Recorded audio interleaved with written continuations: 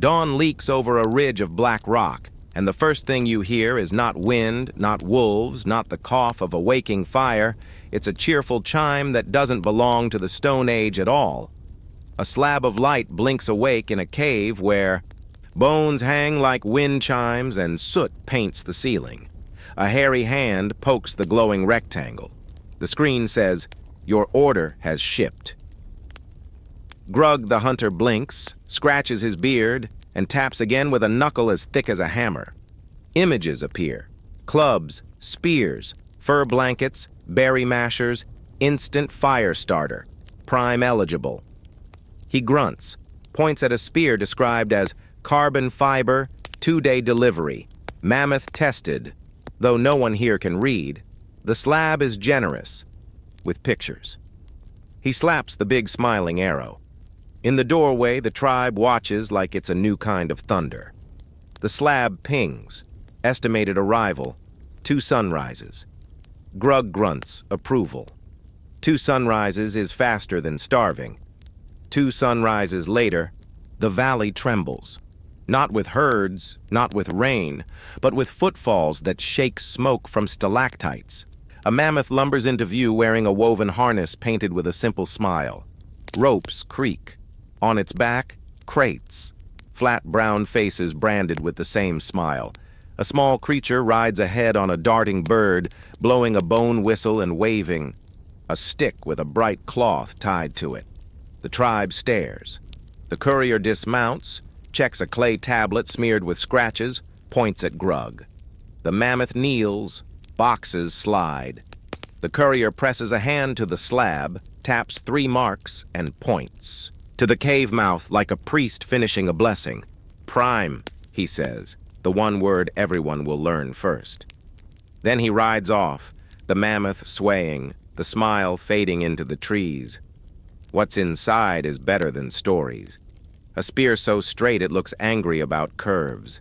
A fur blanket that feels like cheating winter. A bag of small flames that roar to life when rubbed together. A box labeled snacks that smells like roasted nuts even before it's open. The tribe swarms. Grug raises the spear. It hums through the air with a sound like thunder practiced.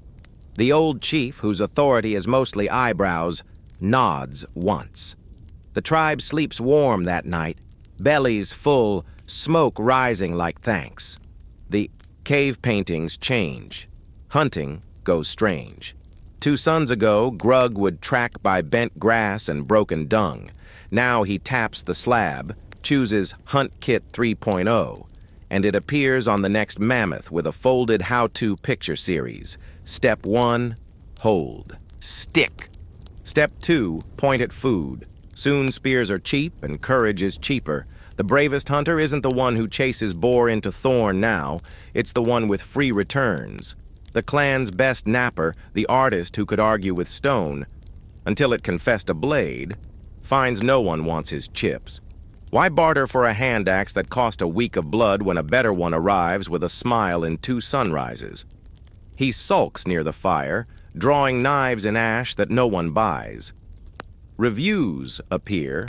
Like new weather, the slab shows little stars under every club and blanket. Club too heavy, 1 star, says a picture of a sad face next to a cracked skull. Blanket not like picture, smells like goat, says another, 2 stars. Grug, who has never graded anything but danger, learns to swipe between rage and delight. The tribe starts speaking in judgments. Meat is 3 stars, a bit chewy. Rain is 1 star, wet. Moonlight, 5 stars, accurate, would bask again. The old chief tries to declare nothing can be ranked but courage and kin, the A. Slab offers rank chief as a suggestion. The tribe laughs harder than is polite. Packages pile up until the cave mouth looks like a small canyon of rectangles. Subscribe and save hits like religion. Salt appears every 2 sunrises without anyone lifting a finger. Dried berries arrive in avalanche quantities because a child tapped 20 times. We eat forever, the child declares, then hides. When the chief counts boxes like sins, they begin to keep time in deliveries. The moon is old, the children say. Because it has seen 6 mammoths arrive since the big rain. Prime Video turns the fire pit into a theater. Hunters who once told stories with hands and smoke now watch neat pictures of other people's hands and smoke. Tonight, Cave Chef rocked a table. Tomorrow, True Mammoth, chased but never caught. The storytellers hate this with a pure, hot hatred. They try a collab. The slab plays a bright, moving tale while the old storyteller adds, growls and coughs around it. The children hush him and ask the slab to skip intro. He sulks beside the fire, which also now arrives in a box. Instant flame, just add air. The most dangerous element in the world has become a subscription. Romance shifts in ways no elder predicted. The slab shows a section called Wish List. Cavewomen fill it. Amber beads, leopard skin rugs, a clay pot that is also a face. On mating day, a young hunter does not bring a boar. He brings a stack of empty boxes wrapped in twined grass. Inside, the promise of things that will arrive. He provides in 2 sunrises, the chosen woman says, nodding at the smile. Old songs about chasing love across 3 valleys lose their tune. New songs appear. 2-day love, free returns for heartbreaks within 30 sunsets. Power moves out of muscle and into management. The strongest hunter still looks like a statue made of storms. But the most important man is Og, who knows how to tap faster. He understands tracking numbers better than tracks, supply lines better than rivers, delayed due to weather better than the weather. He organizes the cave like a warehouse. Rocks painted with arrows line the floor. Incoming. Outgoing returns damaged. He invents inventory without inventing the word. He teaches toddlers to tear paper tape with their teeth and teens to stomp boxes flat. He sleeps near the slab, waking at chimes like a mother waking at a baby's cry. Other tribes notice. The smile-branded mammoths crossing the plains, some kneel to them, some throw spears, none can ignore them. A tribe across the ridge posts a picture of a necklace stolen from Grug's cave, captioned with a shape understood better than words, a smile drawn upside down. The platform introduces Prime Wardrobe, try before you buy. Half the valley wears stolen style before payment. Half of those forget to return anything. Half of those do not understand debt yet. A word like interest waits in the grass like a snake with unlimited patience. The mammoth couriers grow bold and then bored. At first they brave catapulted rocks and jealous rival tribes to reach any cave with a slab. Soon they only deliver to caves with 5-star ratings. A bad review for driver-through box at cave mouth becomes a famine later when the mammoth never returns. Tip your courier, Og declares, pushing a bowl of dried berries into a hairy hand larger than his skull. The courier taps a heart on the slab and promises better routes. This seems like magic. It is logistics. Magic and logistics wear the same coat when you do not know either. One day, the slab chirps. Prime day. The cave explodes with desire. Everyone wants everything, even if they do not know what it is.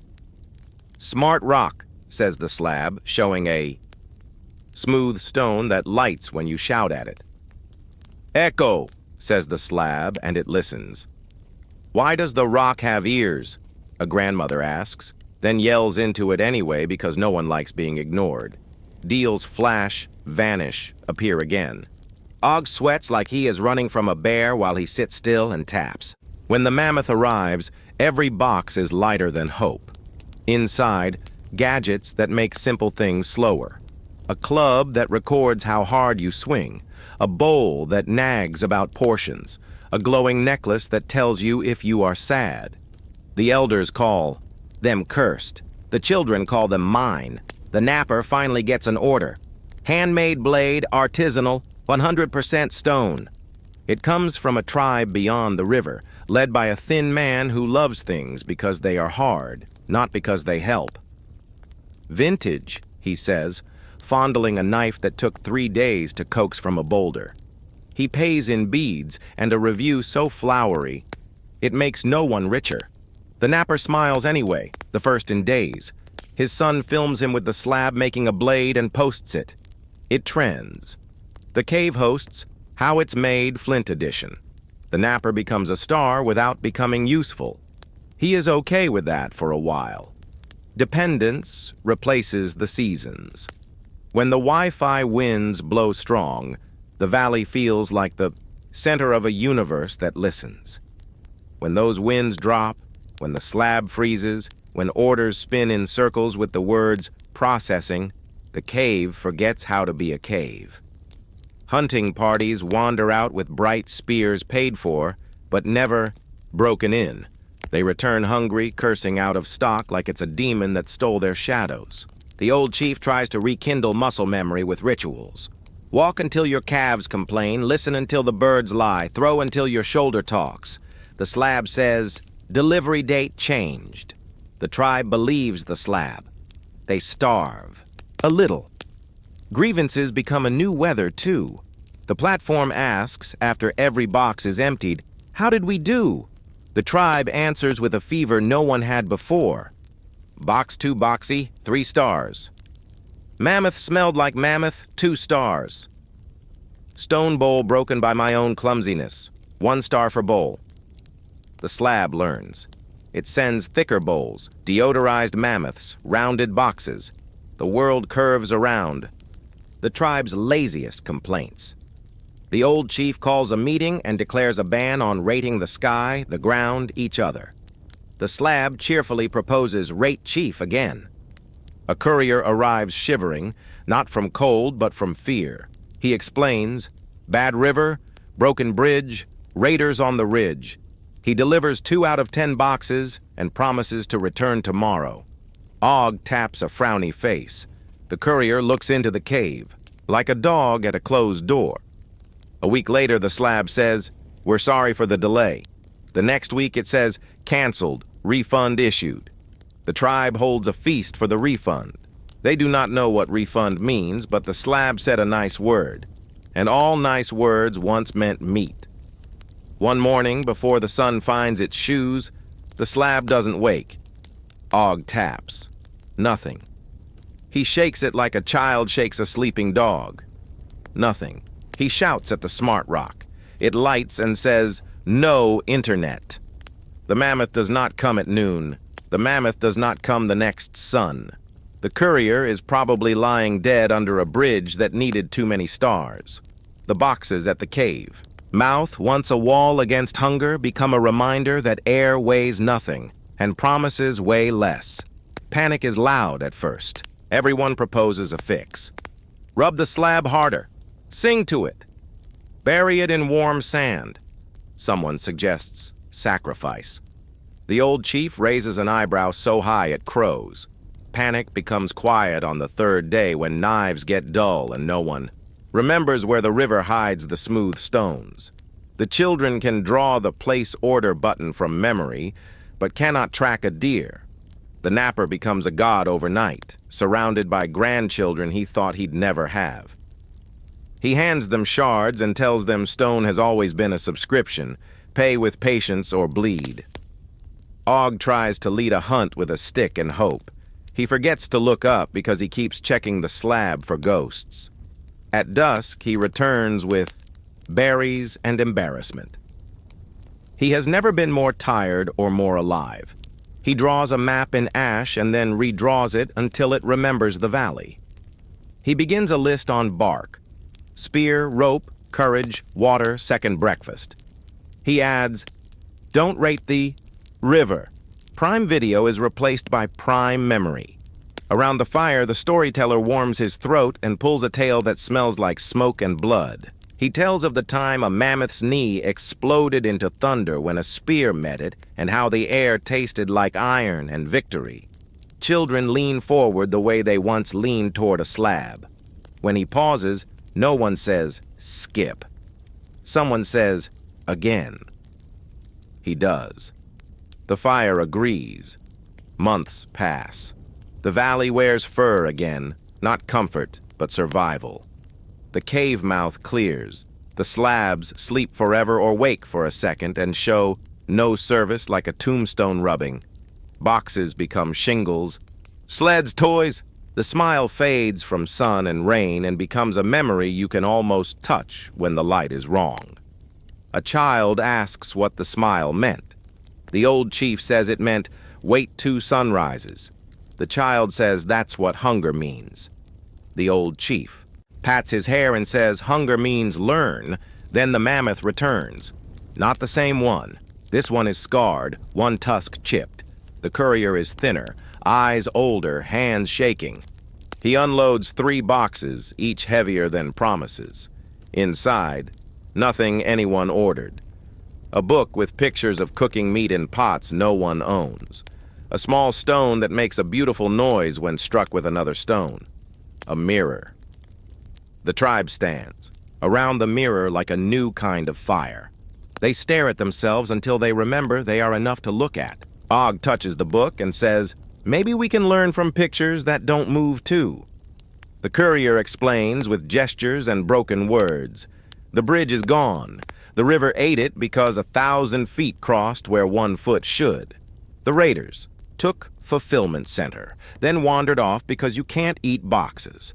The mammoths are on a long migration that does not end in your cave anymore. He digs a small hole, drops a little plastic arrow in it, and covers it. He bows to the hole. He leaves. They plant seeds in box mulch. They invent a holiday where they gift each other things made by hand and review them with faces, not stars. The napper runs a school. Og designs a rope and roller system to move logs and calls it Prime because it is fast and makes people smile. No one sues him for the name. The smart rock becomes a doorstop. The old chief dies, and the new chief carves. Do not rate water above the cave mouth in big laughing letters. Years later, far-off scholars find the cave. They catalog a broken slab with a faint smile sticker peeling from the back, boxes used as roofing, a mural of a mammoth with a rectangle on its back. They write papers that guess at ritual, commerce, cult. One suggests it was a god of 2 sunrise. Miracles. Another insists it was a devil of laziness. A third says it was a tool for teaching and an engine for forgetting at the same time. They argue in rooms too bright, sipping coffee shipped by things with smiles.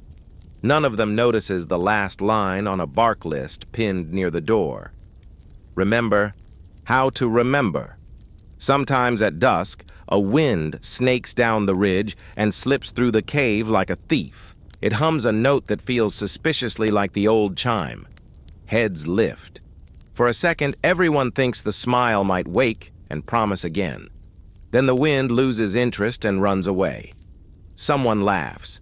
Someone throws a stick on the fire. Someone sharpens a spear without pouting about shipping. Someone tells a story that belonged to their grandmother's grandmother before the boxes and will belong to a grandchild's grandchild after them. Grug, now older, holds a baby who shares his scowl and says the 2 truest things he knows. 2, sunrises is fast. Patience tastes better. A little boy finds a flattened box in the ravine and skates down the hill on it, yelling with a joy older than convenience. He crashes, pops up, and holds the box high. 5 stars, he shouts. The Bay Valley roars with laughter. It is the only rating that still matters because everyone heard it, and everyone saw the skid marks in the dust, and everyone knows the boy did not need a mammoth to arrive at that feeling. Somewhere deep in the cave, the smart rock hears and glows once, a tiny, useless, beautiful pulse, and then goes dark forever. The tribe eats, the wind sings, the stars arrive without being ordered. The boxes, the slabs, the smiles, gifts, and curses fade into a story the storyteller is already, improving, shaping, laughing through, handing to the fire like it is fragile and burning at once.